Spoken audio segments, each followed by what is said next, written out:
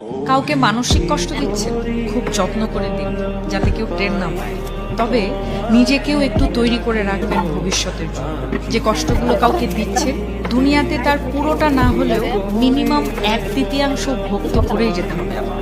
গোলাকার এই পৃথিবীতে আপনার দেয়া কষ্টগুলো ঘুরে ফিরে কিন্তু আপনার কাছে একদিন না একদিন ফেরত আসবে।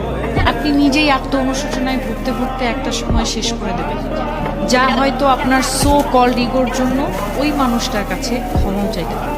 আমাদের সবার মনে রাখা উচিত, মানুষের দীর্ঘশ্বাস খুব খারাপ হয়। সামনে এগোতে গেলে শেকলের মতো পা জড়িয়ে টেনেন না।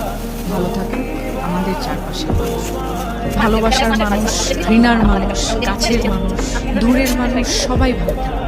অভিশাপ না দিলেও রুহের হায় বলে একটা কথা আছে, যাকে রিভেঞ্জ অফ নেচার, যেটা আমাদের বিশ্বাস করতেই হবে। প্রকৃতি কিছু ভোলে না, সময়ের ব্যবধান মাত্র। সময় মতো হয়তো আমরা বুঝে উঠতে পারি ঠিক কোন কাজের শাস্তি পাচ্ছি। কাউকে কষ্ট দিয়ে, অপমান করে, কাউকে কাঁদিয়ে, কাউকে কথা দিয়ে বেমালুম ভুলে যাই আমরা। কিন্তু মনে রাখবেন, প্রকৃতি কখনো ভোলে না, প্রকৃতি ক্ষমা করে।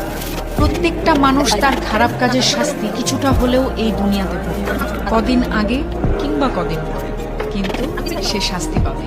এমনকি এই মুহূর্তে আপনি যার সাথে